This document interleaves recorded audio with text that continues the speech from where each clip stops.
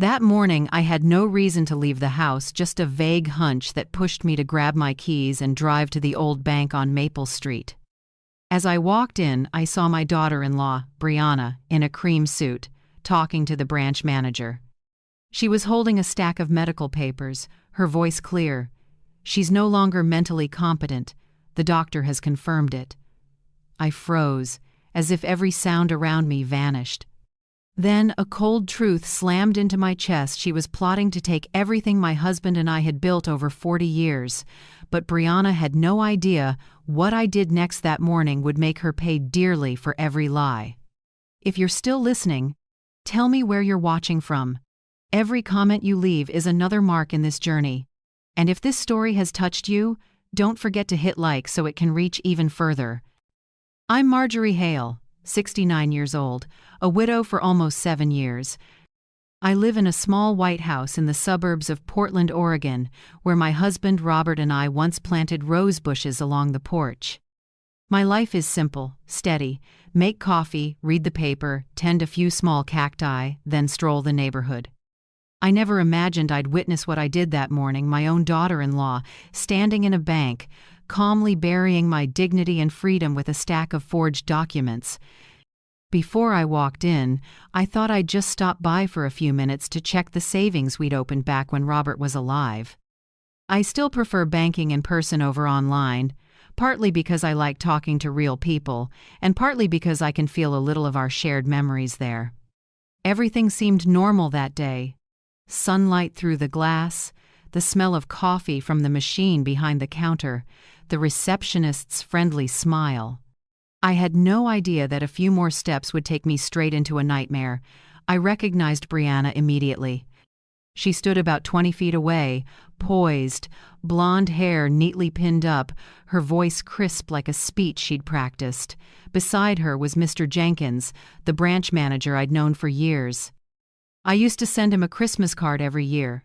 Today, he was listening intently, nodding along. I slowed down and slipped behind the divider between two teller counters. I wasn't trying to eavesdrop. Instinct kept me from moving closer. I heard Brianna continue, "We just want to make sure Mom's assets are protected.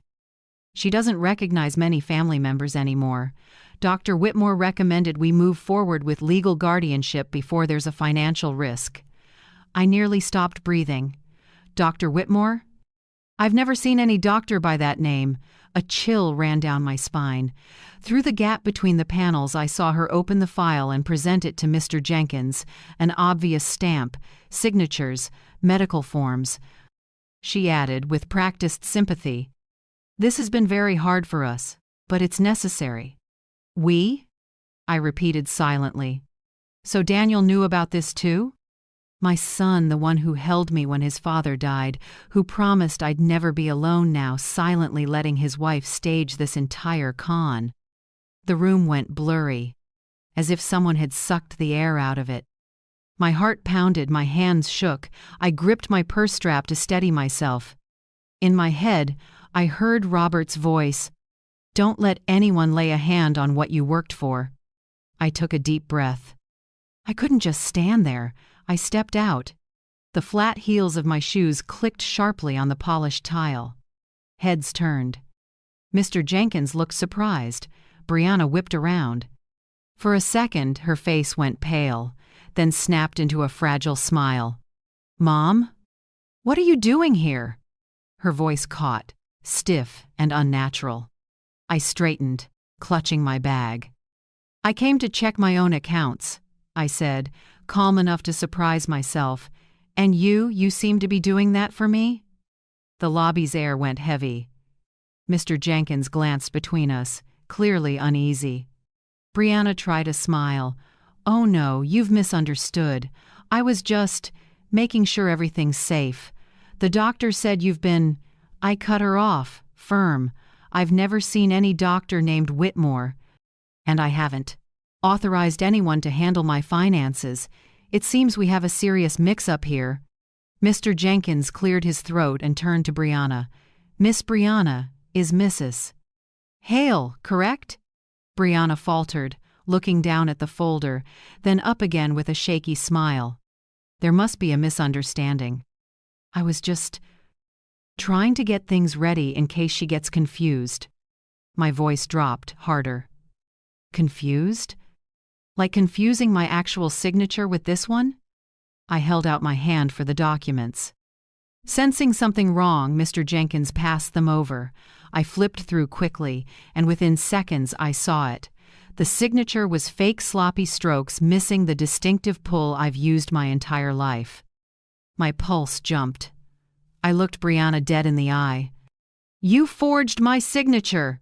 Her lips quivered. She forced a laugh. "No, Mom, maybe a teller." "Don't call me Mom," I said, ice cold. "Someone trying to bury me alive while I'm still breathing doesn't get to call me that." The lobby fell silent. The young receptionist froze behind the counter. "Mr.?" Jenkins looked down at the file in my hands, then said more sternly, "Mrs. Hale, I think we should pause this process and verify everything." I nodded, never taking my eyes off Brianna. She swallowed and stepped back, clutching her purse. I saw her gaze wobble, her confidence peeled away. I stepped closer, low enough for only her to hear. "You just signed your own sentence, Brianna." I turned to Mr. Jenkins. "Crisp. Please freeze every account tied to my name and anyone other than me. I'll provide proper identification today." He nodded immediately and signaled a staffer. While he did, Brianna mumbled something incoherent and hurried out, her steps leaden. As the glass door closed behind her, I stayed put. My body shook not from fear but from a cold, steady anger that felt almost like calm. I knew everything had changed. I walked out with the file in my down hand and crossed the lot. Sunlight flashed off the hood, making me squint. I sat behind the wheel and gripped it tight. My heart still hammered, but I knew I'd just secured the first weapon in a fight they didn't realize they'd started. The drive home felt longer than usual. Cold air slid in through the cracked window, carrying the piney scent of the old neighborhood. In the rearview mirror, I saw my own face, tired but not weak. A woman who'd lost a husband and lived with loneliness can endure a lot, but she will not be declared incompetent so someone else can steal what she built. And I knew that morning was only the beginning. If Brianna thought I'd sit quietly while they erased me, she was about to learn the most expensive lesson of her life. Never come for a woman you think is frail when she still remembers every number, every signature, and every secret in the bank. Driving home that morning, Brianna's words kept echoing. "She's no longer mentally competent." The sentence cut through me like a dry, cold blade, and years of memories came rushing back, vivid enough to hurt. I remembered the first day Daniel brought Brianna home. She was in her early 20s, then soft blonde curls, a bright smile, confidence shining in her eyes. I saw my younger self in her, quick, lively, full of spark. Daniel held her hand and looked at me with hope. "Mom, this is the person I want to spend my life with." I smiled, genuinely happy. After years of Daniel burying himself in work, I just wanted him to find someone who made him happy. We held the wedding in the backyard where Robert and I had planted lavender and climbing roses along the white fence. Brianna wore a simple lace dress, glowing in the sunday. I told my best friend that day, "I feel lucky Daniel found a daughter-in-law who's educated and well-mannered." Back then, everyone adored her. Polite, attentive, socially smooth. Family members said, "Your daughter-in-law is a gem." I felt proud, lucky even. Life stayed peaceful until Robert died. After the funeral, the house felt frighteningly empty. The laughter, doors opening, morning greetings gone. Daniel visited often, and a few weeks later, it was Brianna who suggested, "Mom, why don't we move in with you? The house is big, and I can take better care of you." I was surprised, touched. Not many people these days choose to live with their mother-in-law. I asked, "Are you sure?" "I don't want to be a burden." Brianna smiled, touching my shoulder. "Not at all, Mom. We want to be close." I believed her. I believed the way mothers do when they want to see the good in their children. So they moved in. At first it was pleasant.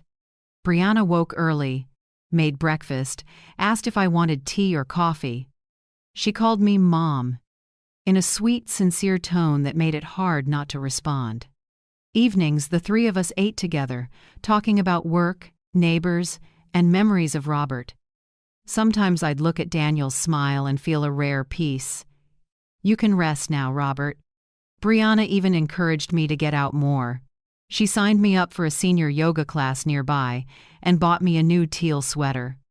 One fall evening on the porch, I told stories about the old days when Robert and I started our tiny accounting office. Daniel leaned on his wife's shoulder, smiling.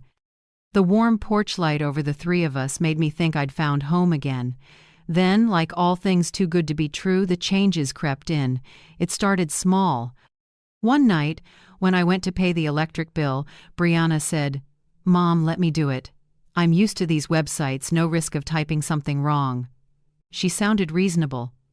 I nodded. Help is help. A few weeks later, she said, "Let me reorganize your financial papers, Mom. I can consolidate accounts so they're easier to track." "Everything's online now." I hesitated, but Daniel chimed in. "Let Brianna handle it, Mom. She's great at this." She studied finance. So I gave her the file cabinet key, then, little by little, my online banking passwords. All because I trusted that a daughter-in-law helps her mother-in-law. At first, she reported every expense. She printed statements, left them on the kitchen table, even used pink sticky notes. Plumber, $85. Car insurance, $140. I appreciated the neatness. I even told a neighbor, "I'm so lucky my daughter-in-law handles everything. I don't have to worry." I didn't realize I was cutting the last thread between me and my autonomy. Time passed, and the help became habit. Every new bill, "I'll handle it, Mom. You rest." Then she started retrieving my bank mail. She said, "Mail's mostly ads now. I'll screen it first, saves time." I nodded, unconcerned. I trusted too much. One morning I checked the mailbox earlier than usual, empty. Brianna stood in the kitchen holding a few envelopes. She flinched when I walked in, then forced a smile. "I was going to bring these up for you." I smiled back, not suspecting a thing. Daniel got busier out early, home late. Brianna ran the house, meals, finances, repairs, taxes. I felt like a guest in my own home, but told myself, the kids want to help. Nothing wrong with that.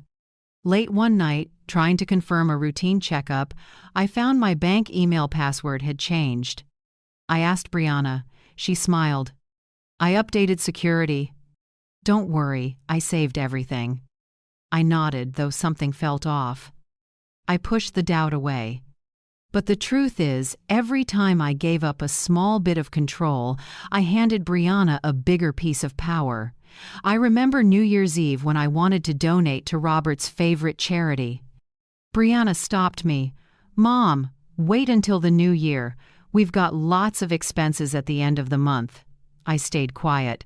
For the first time in my life, I felt like I had to ask permission to use my own money. Only when I sat in that bank and saw her holding papers with my name stamped on them did I realize this had been set up for a long time.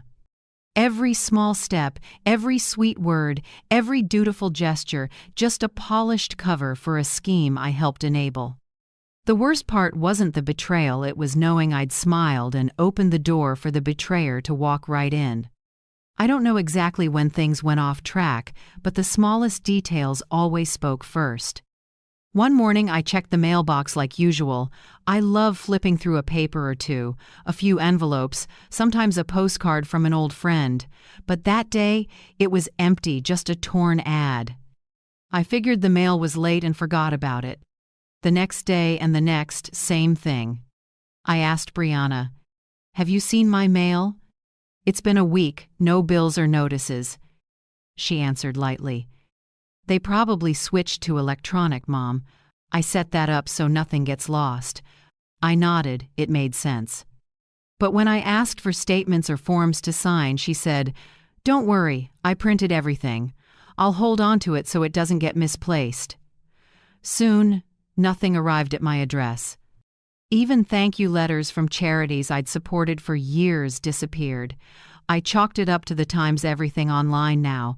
Only when I saw a new bank card did I pause. One afternoon, Brianna walked in, beaming. "Mom, the bank sent you a new card." They upgraded their security and reissued everyone. She held it up, then added casually, "Let me keep it for you since you tend to leave your wallet in your coat." I hesitated, then let it go. She'd been paying bills for months after all. I smiled and nodded. She slipped the card into her own wallet like it already belonged there. I started to feel out of control without knowing why. Then the doctor's appointments. I've kept regular checkups every 6 months since Robert passed. I called to confirm my slot, and the nurse sounded surprised. "Mrs. Hale, we got a message from your family to move it to next month." I froze. "From my family? Who called?"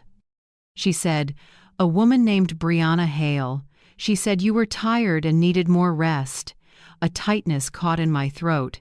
I'd never authorized that. When I asked Brianna, she smiled, too gentle to be angry at. "I thought you forgot. You said you weren't ready that day, so I rescheduled." I shook my head. "I don't remember saying that." She laughed. "You've had a lot on your mind." That answer, which sounded harmless, kept me up all night. I began to realize that whenever something seemed off, Brianna always had a soft, reasonable explanation, so reasonable it made me doubt myself. Daniel, my son, seemed more distant by the day. He used to ask, "Did you sleep well, Mom? Do you need my help with anything?" Now it was different. He came home late, and dinner was usually just two women sitting across from each other. When I asked him, "Have you noticed I'm getting less mail lately, or that my doctor's appointments keep getting moved?" He brushed it off. "Brianna's probably handling that for you. She's good at this stuff." His voice was flat, not a hint of concern. I looked at my son and felt my throat tighten. Did he not know, or did he choose not to? Then one day, I stumbled onto something I couldn't talk myself out of. That afternoon, I went to the bank alone to take out some cash for a gift for my granddaughter. The teller I knew pulled up my account, looked at the screen, and said, "Would you like to confirm the transfer from last Tuesday?" I frowned. "Last Tuesday? I didn't make any transfer." She turned the screen toward me. A receipt for a transfer of $2,800 to an account under the name Hail Consulting LLC. I'd never heard of it. At the bottom was my signature, or more accurately, a clumsy version of it. My skin prickled, my heart raced. I asked for a printed copy and took it home. That evening I showed it to Brianna and asked, "What is this?" "This statement shows a company I've never heard of." She glanced at it and gave a thin smile. "Probably a bank error. I'll call them tomorrow and get it fixed." Then she slipped the paper out of my hand so fast I couldn't hold on to it. "Don't worry, Mom, everything's safe." I studied her face, trying to find a hint of embarrassment or remorse. Nothing. Calm, almost confident. That night I sat alone in the living room, the warm light falling on the family photos on the wall. In one frame I'm smiling between Daniel and Brianna, their hands on my shoulders. Back then, I thought I had everything. Now, looking again, all I saw was something hollow and unfamiliar. I started thinking about the old days, me and Robert working late in our tiny downtown Portland office, my hands always ink-stained while he made me coffee. We built every dollar with sweat and trust. And now, in just a few months, a young woman was taking it all piece by piece with polished charm and caring words. From that day, I paid closer attention. I quietly checked the file cabinet. Several folders were gone. Some envelopes I'd tucked away in a drawer had vanished. And the bank card? Brianna still kept it for me. I realized I no longer truly knew what was happening with my own finances. Every time I looked in the mirror, I saw a woman being pushed to the edge of her own life. Not by shouting or force, but by sweetness, by words so gentle they numbed my defenses. That's when I began to understand. Not everyone who takes from you breaks in through the door.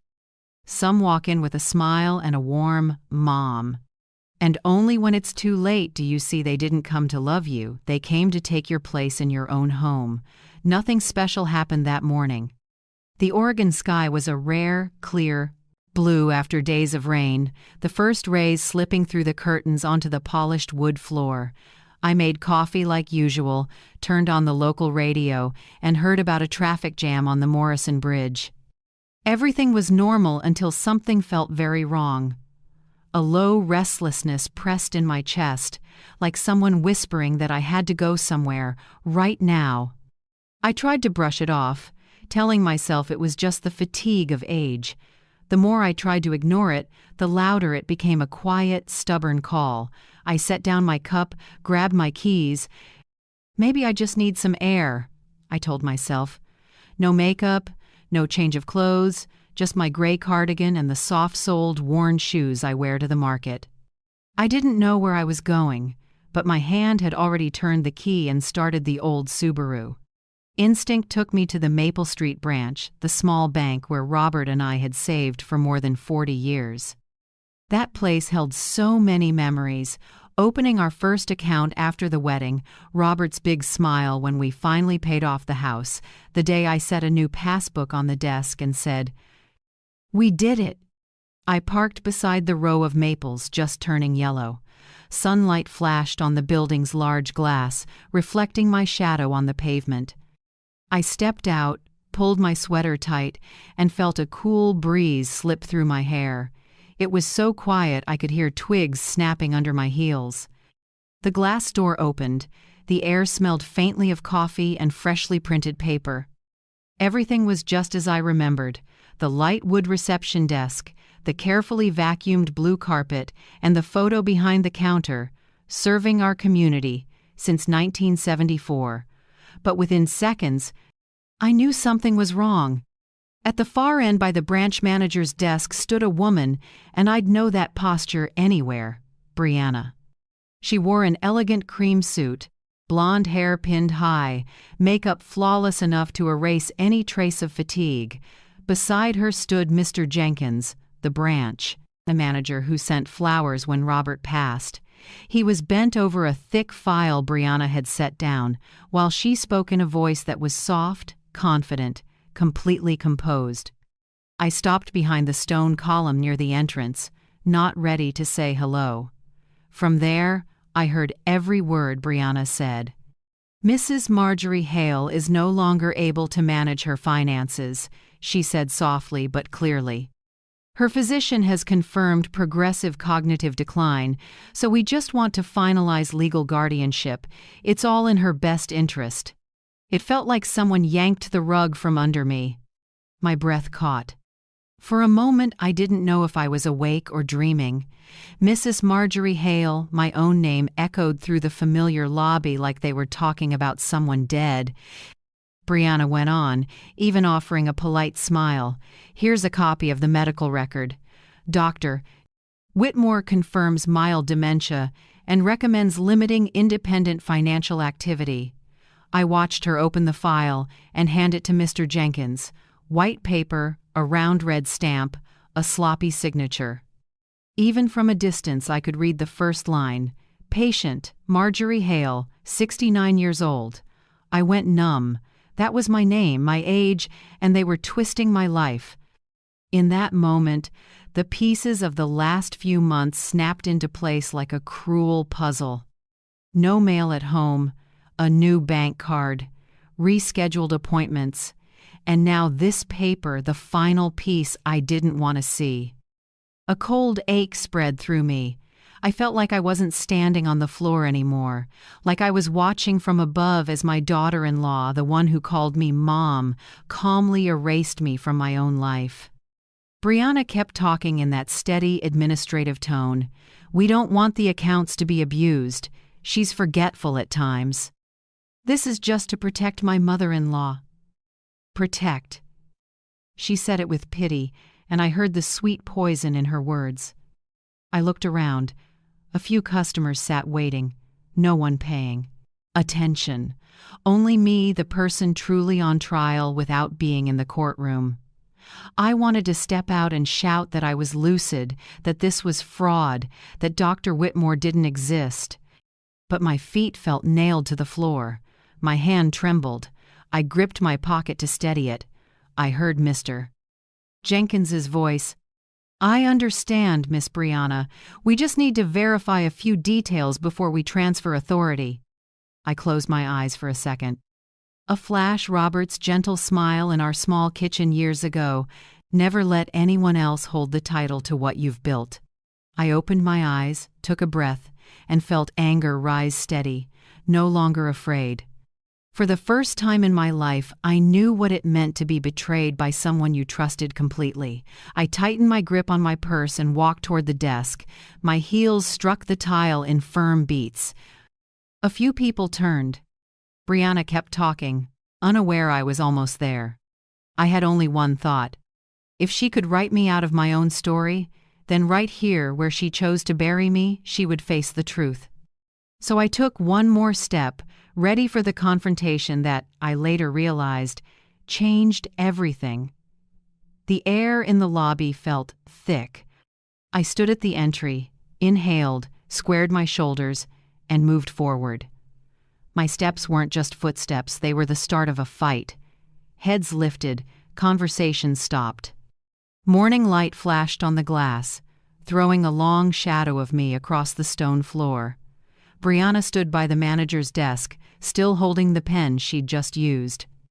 At the sound of my steps, she flinched and turned.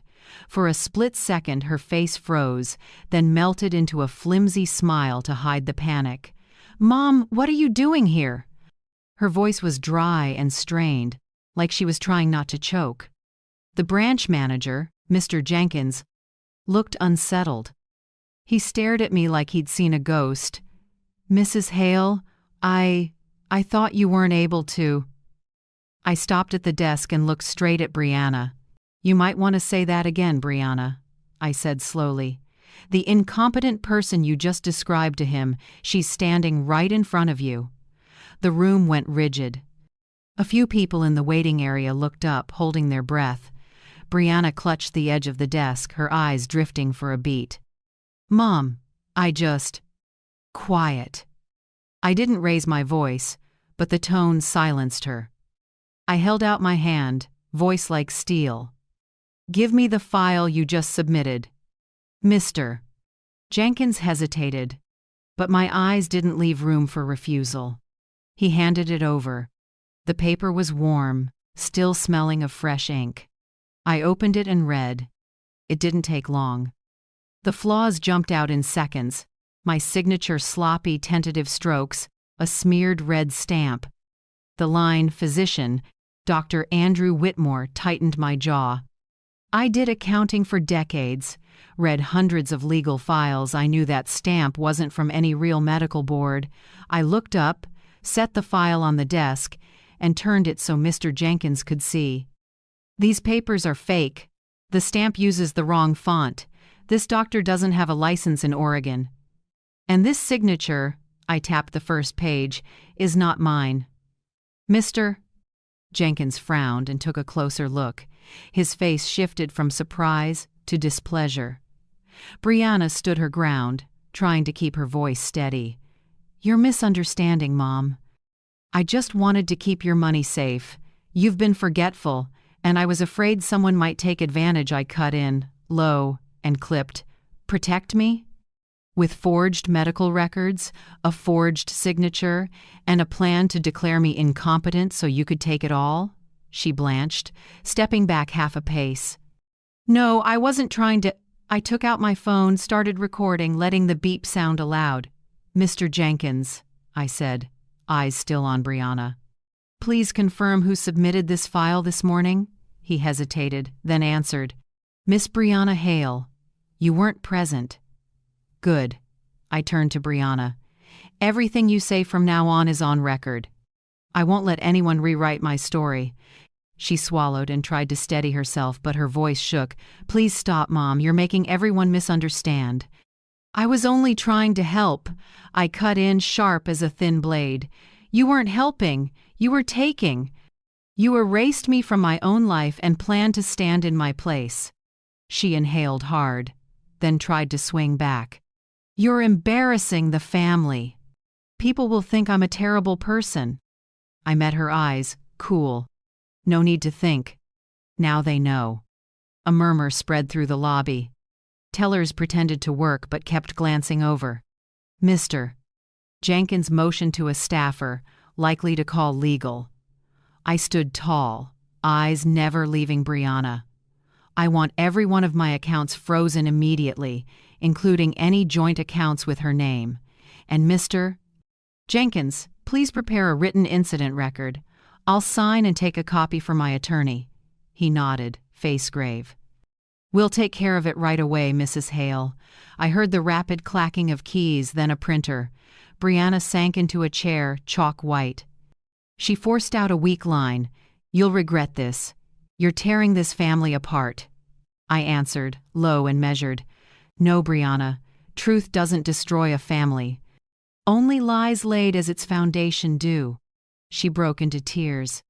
Not out of remorse I knew too well, but out of fear. Fear of what she couldn't control anymore. Mr. Jenkins handed me the file stamped for temporary hold, his tone formal. You can take this to your lawyer. We'll send the originals to Regional for legal review. I took it and tucked it neatly away. Then I looked at Brianna one last time. She stared down, shoulders shaking, blonde hair covering half her face. I wasn't angry anymore. What I felt was cold, clean, and hard as metal. I said, softly, just for the two of them to hear, I let you into my home. I gave you chances. I trusted you. And you paid me back with a careful betrayal. But you forgot something, Brianna. I don't quit when I'm underestimated. I turned to Mr. Jenkins with a faint smile. Thank you.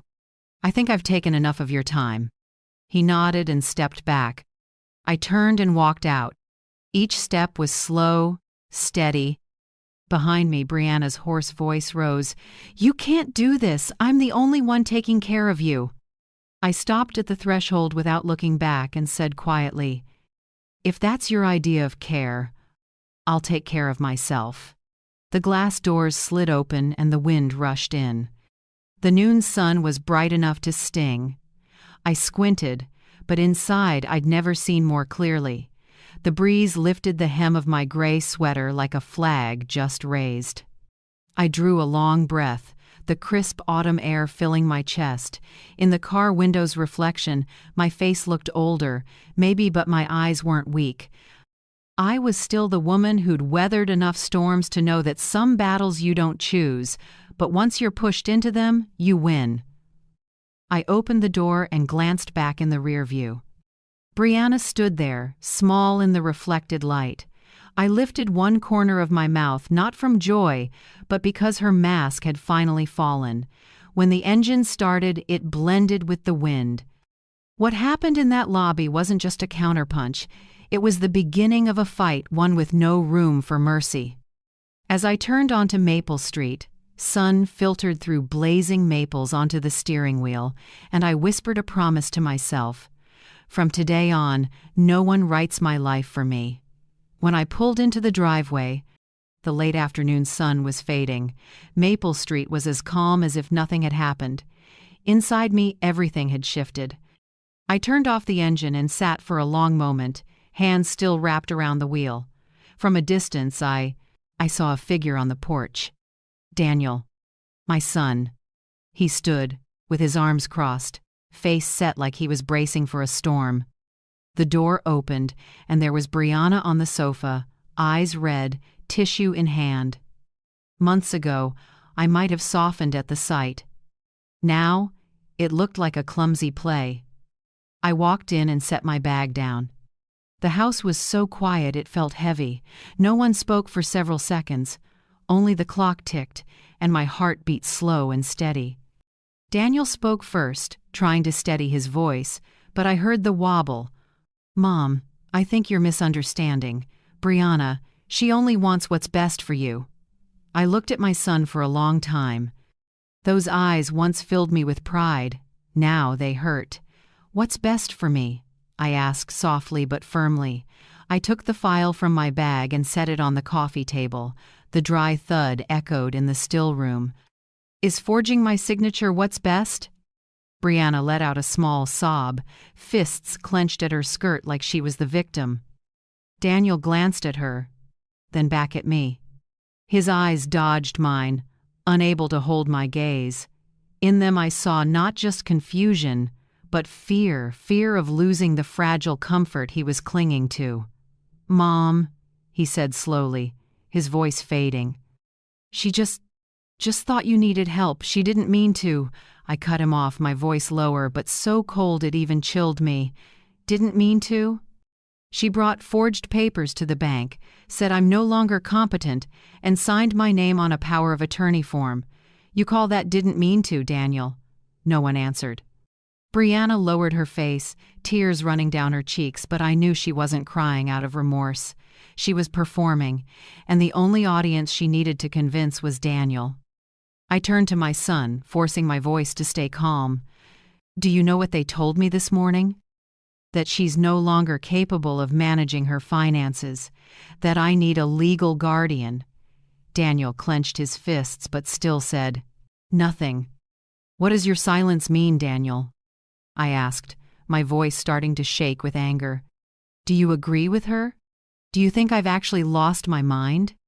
He looked up, pain in his eyes. "No, Mom, I don't think that. But you know, lately you've been forgetting things, misplacing papers, mixing up appointment dates. Brianna's just worried." I let out a dry laugh, the sound slicing through the room like a knife. "Worried? She rescheduled my appointments without asking. She keeps my bank card, opens my email, intercepts my mail, and now she wants full control of my assets. You think that's worry, Daniel?" The air in the house sank. I glanced around the kitchen behind us, still had breakfast dishes in the sink, the faint smell of coffee lingering. The heart of the home, once warm with laughter, had turned into a cold battlefield. I looked at Daniel, slow and aching. "Do you know what hurts me most?" He didn't answer. I nodded slightly. "It's not that Brianna deceived me. It's that you let her. You didn't protect me." "You protected the person who's hurting me?" Daniel closed his eyes as if my words hit harder than any blow. Brianna sobbed louder, grabbing for her husband's hand. "I'm sorry, Daniel. I didn't want it to end up like this." I looked at her, my voice hoarse from holding back. "Don't apologize to him." "Apologize to yourself for forgetting what integrity is worth." Daniel stood, took a deep breath, and shoved his hands into his pockets. He avoided my eyes, staring out the window where the late afternoon sun lit up the row of blazing red maples. "I need to step outside," he said quietly. "Good," I replied. "You should, because in here, I need air to breathe." He nodded without looking at me and walked out. The front door closed so softly it was almost silent, but the sound still left me hollow. I stood in the living room, staring at the two half-finished teacups on the table, one mine, one Brianna's.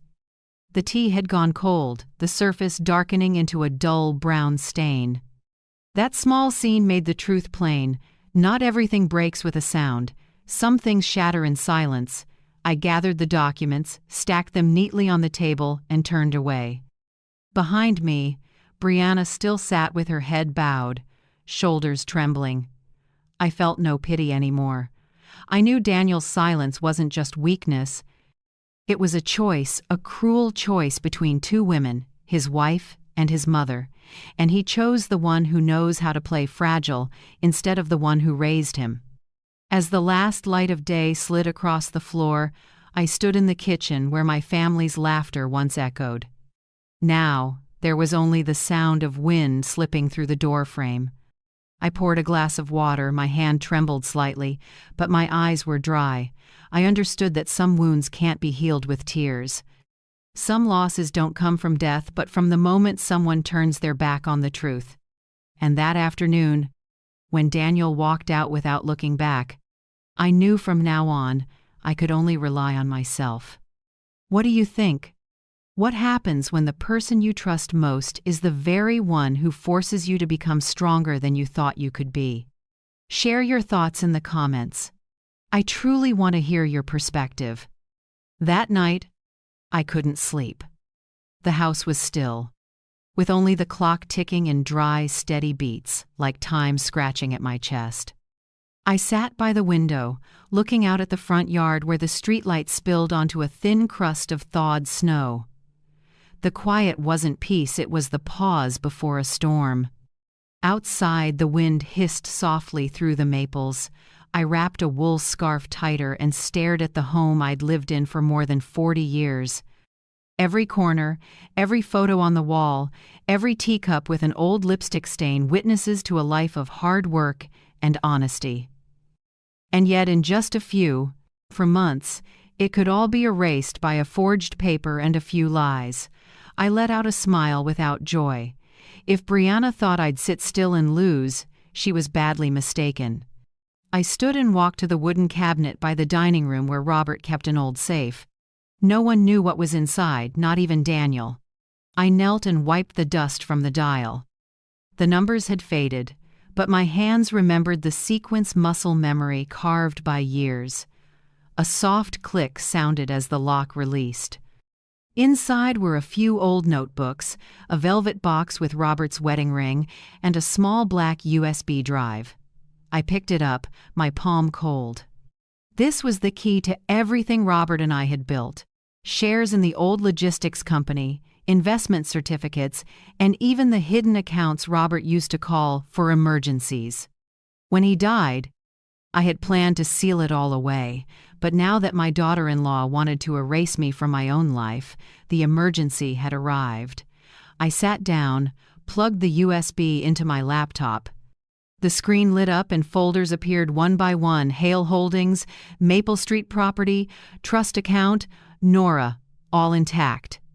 I opened each file, skimming numbers, e-signatures, and stock transactions only Robert and I knew. Every line was now a weapon. I opened my notebook and wrote a list of what to do. 1. Check the status of shares at Hail Holdings. 2. Freeze all joint accounts. 3.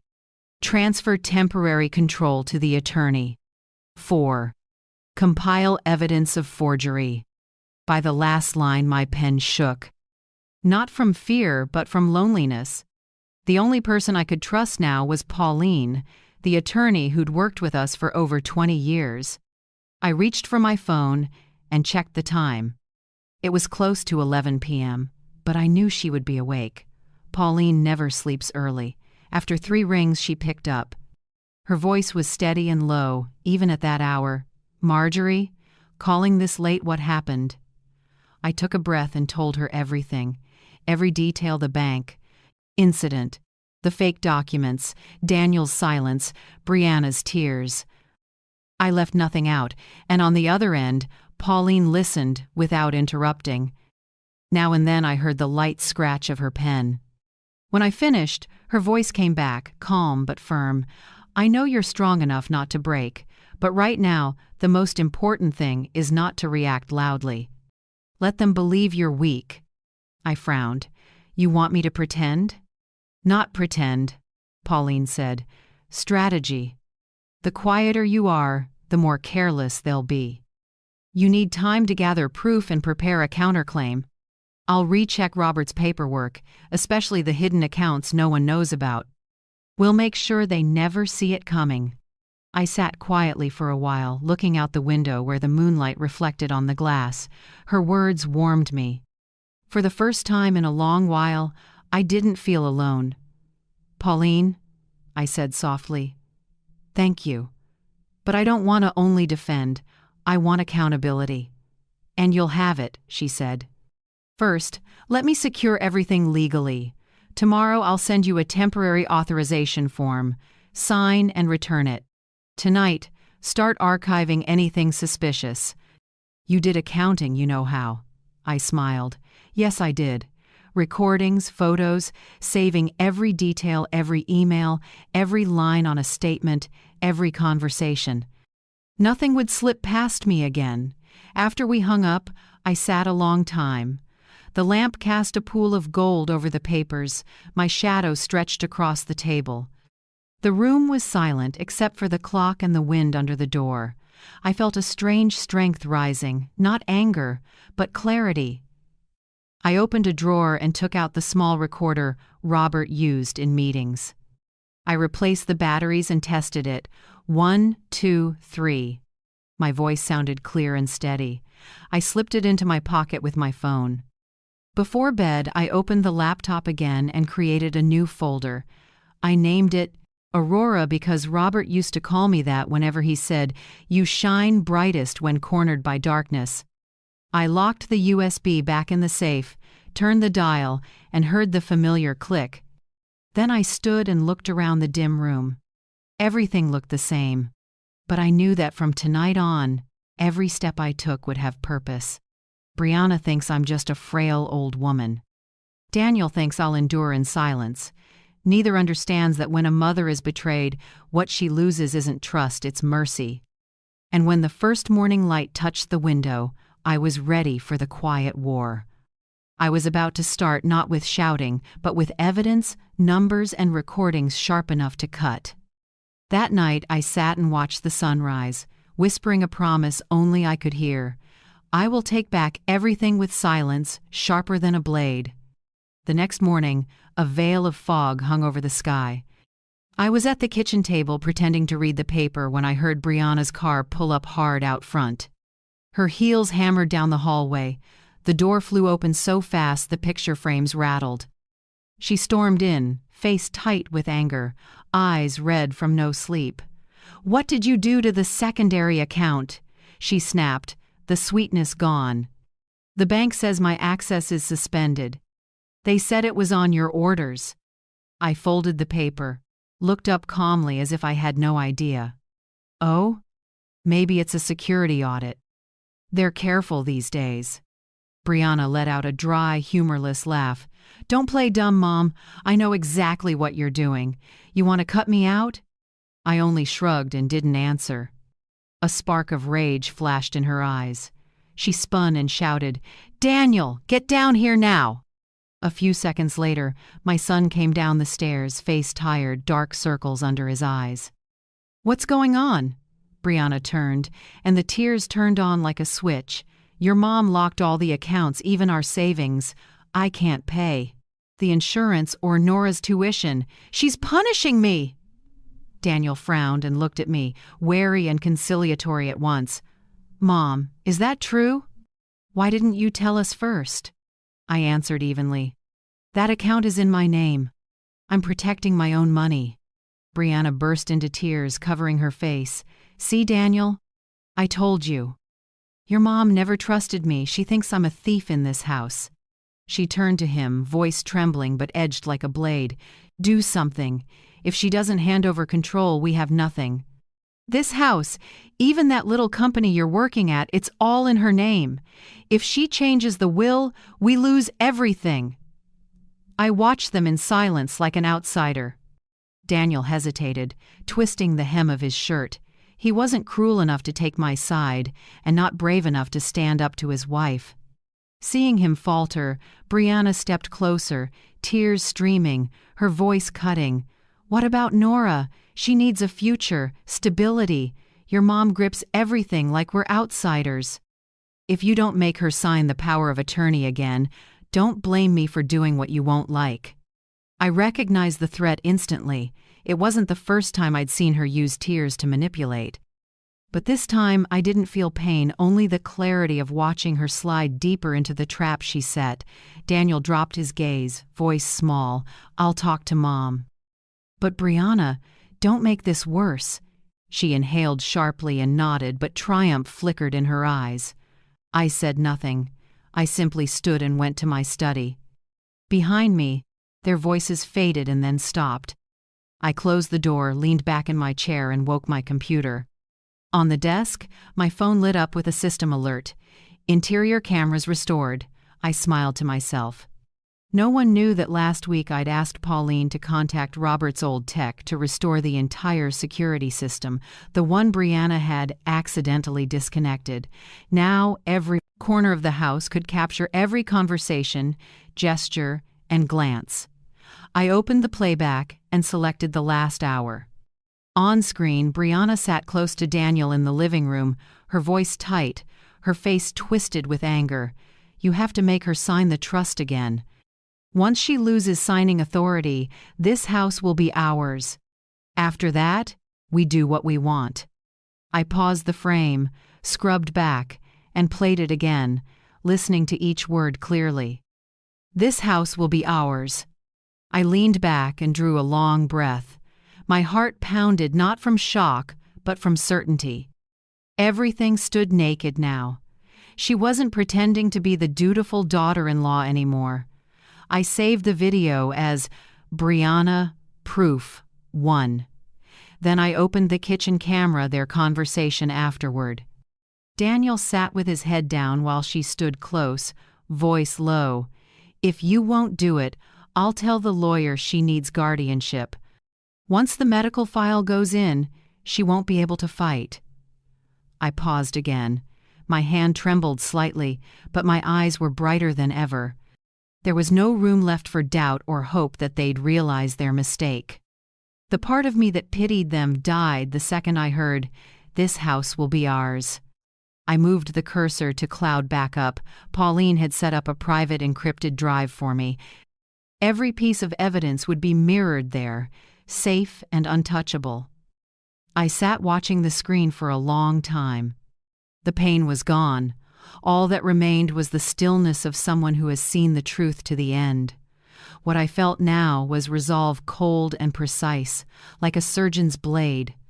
Robert used to say, "When they think you're weak, that's when you're strongest." I smiled a little. Yes, right now they think I'm weak, alone, and beaten. That certainty will be what breaks them. I jotted a note. October 14th, 8:42 a.m. Brianna threatens Daniel.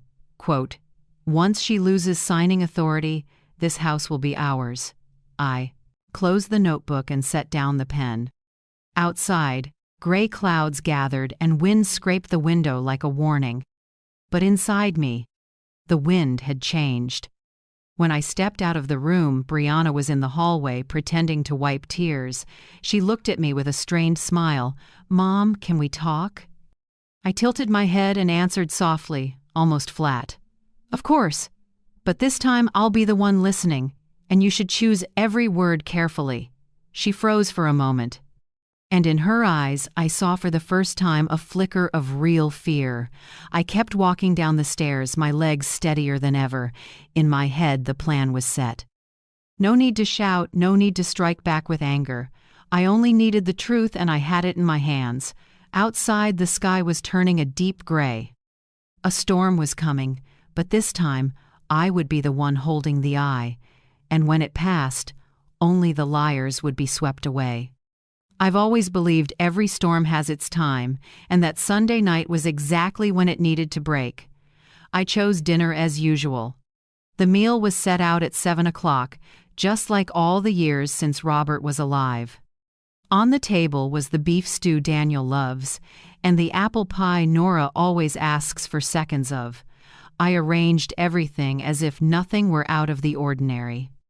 At first, the atmosphere was calm. Brianna forced a smile, Daniel tried to look composed, and I stayed quiet, slowly pouring water into the glasses. The kitchen lights cast a soft yellow glow warm enough to hide the ice underneath. I heard spoons touch plates, thin laughter mixed with strain. It felt like the whole house was holding its breath, waiting for me to begin. When Daniel set down his knife, I spoke gently, my voice so even it surprised me. "This is a good meal. I'm glad we're all sitting together again." Brianna smiled, tight and brittle. "Yes, I think we should forget the past and start over." I tilted my head at her, a smile that didn't reach my staying eyes.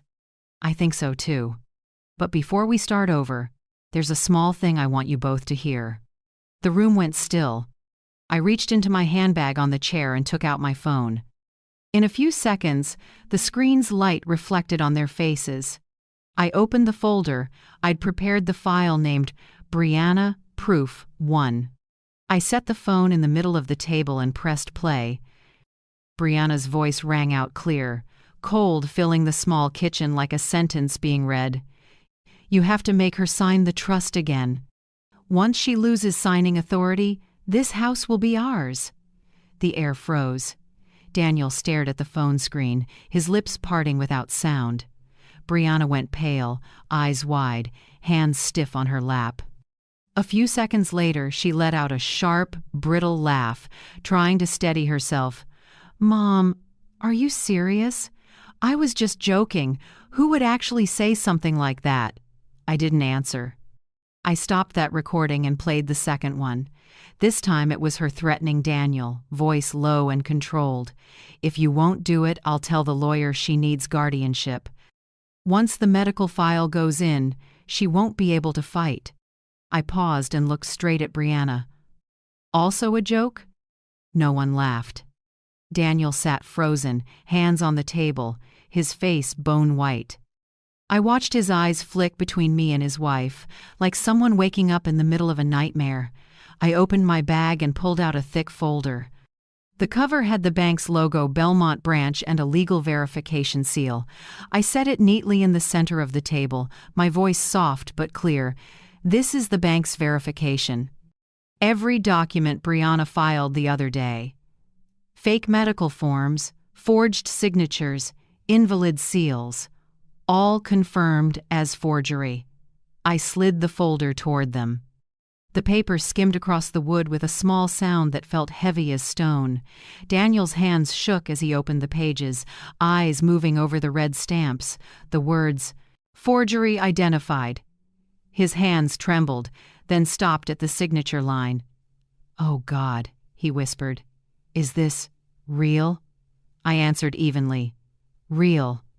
And if I hadn't gone to the bank that day, she would have succeeded. Brianna shot to her feet, voice catching. "No, I wasn't trying to take anything. I just wanted to help you. You've been forgetting things. I was scared." "Scared?" I cut in, eyes fixed on her. "You weren't scared of me being weak, Brianna. You were scared I was still clear." She stood frozen, then tears spilled over. Daniel still hadn't lifted his head. His hands covered his face. The kitchen was dead quiet. The only sound the clock ticking on the wall, keeping time for a funeral march. I looked at my son. For the first time, he seemed small, not in age, but under the weight of shame. "Son," I said softly, "you once promised you wouldn't let anyone hurt me. But today, you sat still and watched it happen." Daniel opened his mouth, but nothing came out. He only bowed his head, voice breaking. "Mom, I'm sorry. I didn't answer right away." I gave a small nod, then turned to Brianna. She had collapsed into the chair, shoulders shaking. All that was left of her now was smeared makeup and raw fear. I spoke, light but sharp as a thin blade. "I'm not crazy, Brianna. I'm more awake than you think." It was like the oxygen disappeared. The words rang out, spread through the kitchen, and fell onto the cold tile like a bell ending the service. I pulled out my chair and sat again, carefully stacking the papers, the recordings, the confirmations. My voice stayed even, not loud, not soft, just enough. All of this is stored legally. One copy at my attorney's office, one in a secure drive. I don't need to shout, and I don't need to beg anyone to believe me. The truth knows how to speak for itself. Daniel was silent for a long time. Finally, he lifted his head, eyes red, and murmured, "I didn't think. Brianna, why did you do it?" Brianna looked at him, sobbing. I was afraid of losing everything." "Your mom never shares. She always acts like she's the only one who's right. I just wanted a little control, a little security." I looked at her and sighed. "Security? You can't build security on lies, Brianna. You can buy comfort, but you can't buy back trust once it's gone." She dropped her head and cried like a child. Daniel just sat there, eyes empty, hands limp. I stood and gathered the papers, my voice barely more than a breeze. I won't call the police tonight. But tomorrow morning, I'll be with my attorney. I can't live with you two for one more day. No one stopped me. Only Brianna's muffled sobs trailed behind. I walked to the sink, laid my hand on the cold stone, and looked out the window. Beyond it was the garden Robert used to tend, now swallowed by the dark. In the glass, I saw my face older, harder, but no longer trembling. Behind me, I heard Daniel say softly, like someone who'd just lost something precious, "Mom, I don't know what to say." I turned back and smiled, light as air. "Then don't say anything. Just listen." I walked slowly toward the door and stopped at the threshold. "I spent my life teaching you right from wrong, but in the end, you made me do the opposite, teach someone else a lesson in honesty, and you're going to witness it." I didn't look back. I went straight up the stairs, leaving behind a kitchen that had once been warm, now thick with the smell of cold food and dense silence. At the top step, I heard Daniel call out, voice tight with tears, "Mom, I'm sorry." I stopped without turning and spoke quietly, steady but firm. "I know, but sorry isn't an end. It's just the start of waking up." Then I kept going, step by steady step, like someone who had just crossed the threshold of the past and was walking straight into the light of truth. On the morning of the trial, a light rain fell. I went to the Belmont County Courthouse with Pauline, the friend and attorney, who'd stood by me these past months. She opened a black umbrella, covering half of me from the gray drizzle. The air carried the metallic chill of iron, just like my mood, hard, with no room for mercy. The courthouse grounds were unusually crowded. A few local reporters stood outside, taking notes and photos. News of the inheritance fraud case where a mother was betrayed by her daughter-in-law had spread over the past few days, drawing curiosity. I didn't look at them. I walked slowly, my old black shoes hitting the stone steps in solid, certain taps. Pauline laid a hand on my shoulder, her voice low and firm. "You made it here, Marjorie. Now let justice speak." I nodded. In my hands was a thick file, every piece of evidence, from recordings and videos to bank statements, numbered and neatly sealed. Each page was the result of sleepless nights under a warm lamp, writing down every small detail. When we entered the courtroom, Brianna was already there. She sat beside her own attorney, hair perfectly styled, makeup meticulous, but her eyes couldn't hide the panic. Daniel sat behind her, not at her table. My son's face was gaunt, like he'd aged 10 years in a few weeks. The judge was Eleanor Fitch, a woman around 60, stern but fair. When she struck the gavel, the sound split the room in two, truth on one side, lies on the other. Pauline stood and spoke briefly but sharply. "Your Honor, my client, Mrs. Marjorie Hail, was exploited and deceived by her own daughter-in-law, Brianna Hail. This individual forged medical records and signatures and used my client's bank accounts to attempt to seize her assets, in clear violation of elder protection laws and financial fraud statutes." I sat still, eyes on the bench, not looking at Brianna, but I heard her quick, shallow breaths, and I felt a tightness in my chest. Not pity, regret for someone who destroyed herself with ambition. Brianna's attorney stood, talking fast, trying to sound calm. "Your Honor, my client acted out of genuine concern. She believed her mother-in-law was experiencing cognitive issues and simply wanted to manage finances to avoid risk. This was a misunderstanding. There was no intent to steal." Pauline gave a faint smile, the kind that belongs to someone who already knows she'll win. She opened her case and set a small USB drive on the evidence table. "If it was a misunderstanding, then let the court hear my opposing party's own voice." The room went silent. When the recording played, every word cut the air like a blade. "You have to make her sign the trust again. Once she loses signing authority, this house will be ours." Brianna's voice filled the courtroom, clear, cold, precise. No one spoke. only the sound of rain at the windows. Judge Eleanor raised an eyebrow and leaned forward. Pauline played the second clip, Brianna's threat to Daniel. "If you won't do it, I'll tell the lawyer she needs guardianship. Once the medical file goes in, she won't be able to fight." When it ended, there was nothing left to say. Brianna sat frozen, hands clasped together, shaking. The judge looked at her, voice stern. "Miss Hale, is that your voice?" Brianna swallowed hard, lips trembling. I don't remember." "Maybe someone edited," Eleanor cut in, firm. "Forensic audio confirms no edits. The voice is a 100% match. Do you have anything else to add?" No reply. Brianna bowed her head, shoulders curling like the air had doubled in weight.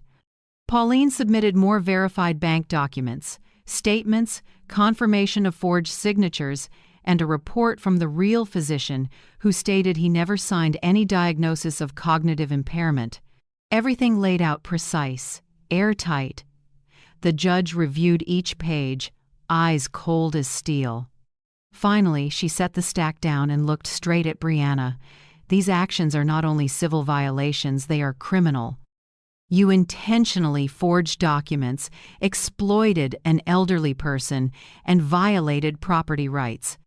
It landed like a second hammer blow. Brianna broke into sobs, crumpling into her chair, hands over her face. Daniel, sitting behind, stood. He walked forward slowly, voice unsteady but clear. "Your Honor, may I speak? I'm Mrs. Marjorie Hale's son.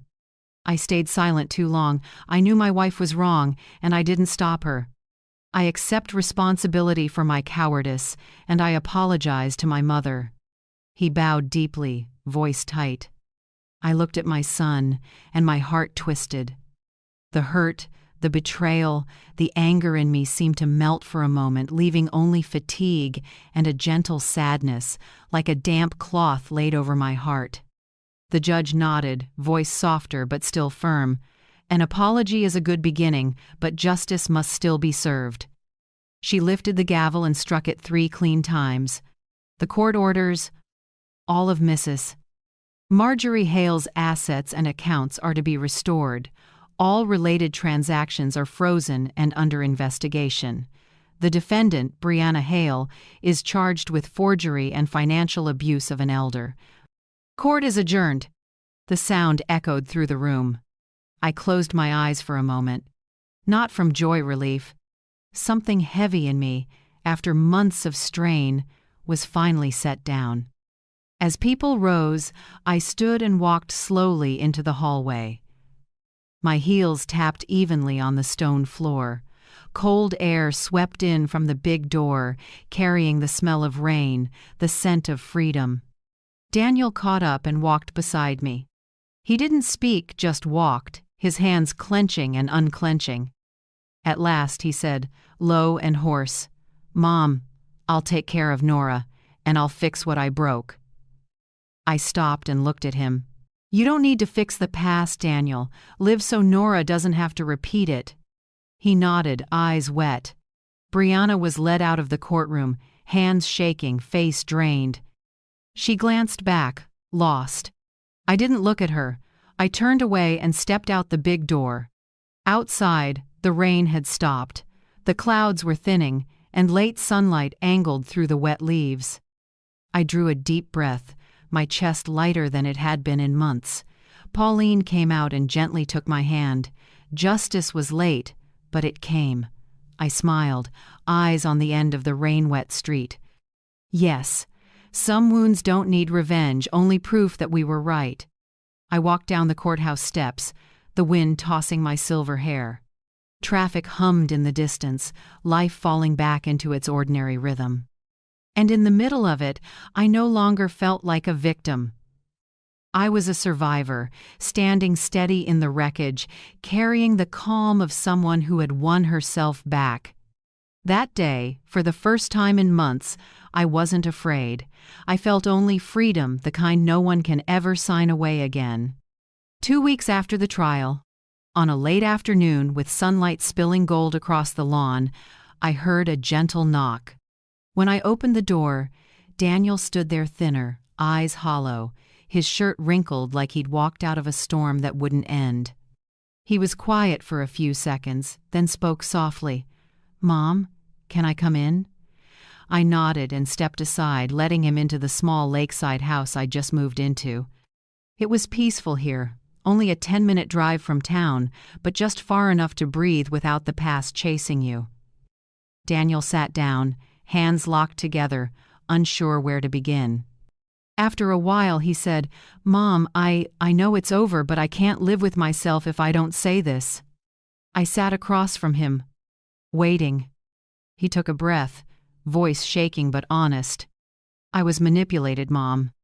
Brianna knew how to make me feel guilty, to make me believe that if I didn't take her side, I was a bad husband, a bad father. I didn't see that I was losing you piece by piece. I looked at my son, and I wasn't angry anymore. Just a soft sadness, like wind across the water." I spoke quietly, slow as breathing. "No one controls a person with a conscience, Daniel. They only use your silence. And you let silence speak for you for too long." He bowed his head, his knuckles whitening. "I know, and I'll spend the rest of my life making it right. I just hope you'll let me be your son again." I stood, walked to him, and laid a hand on his shoulder. "You've always been my son. Sometimes we have to walk through loss to see who's truly still there." His eyes filled. When he left, I watched until his car disappeared behind the trees along the shore.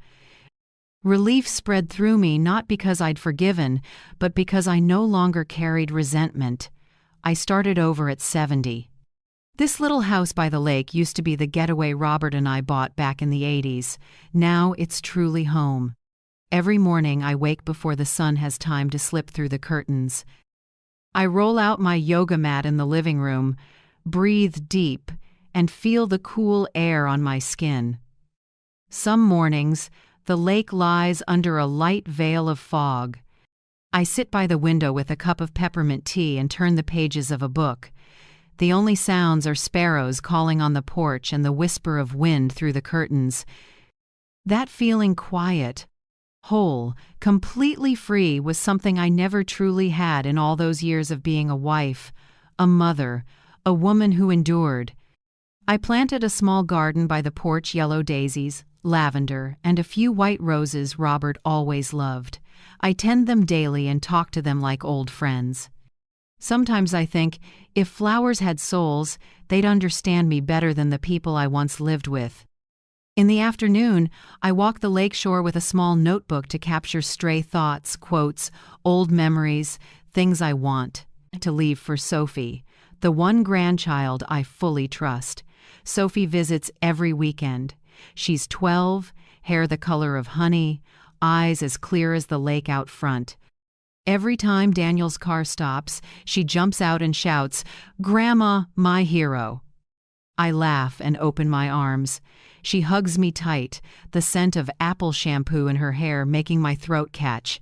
In her eyes there's no pity, only pride, as if I'd stepped out of a fairy tale where the hero is an old woman. That afternoon we sat on the porch.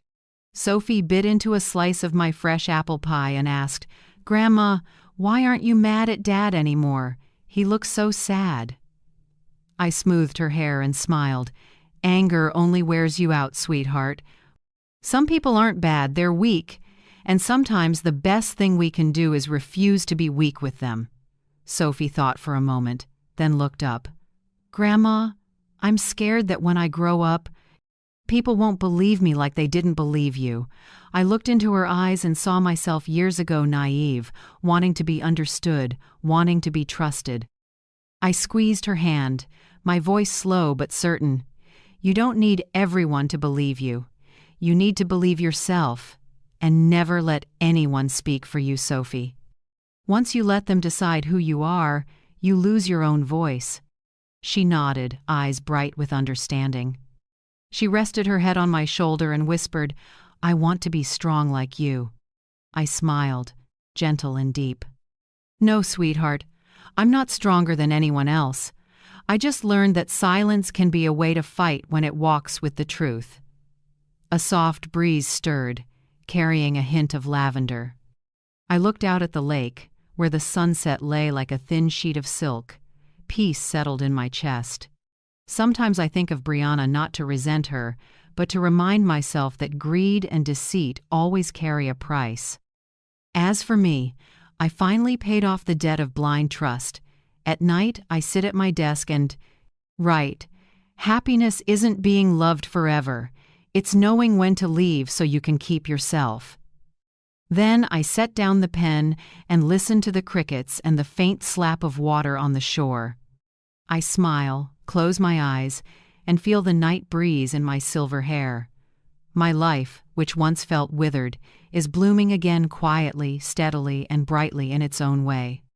And I know that when the sun rises, I'll start another day no longer afraid of losing anyone and never letting anyone speak for me again.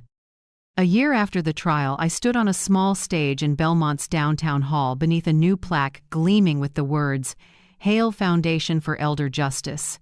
It's the nonprofit I founded with the assets I reclaimed, with one purpose: to support older women who've suffered financial abuse or been stripped of control by their own families.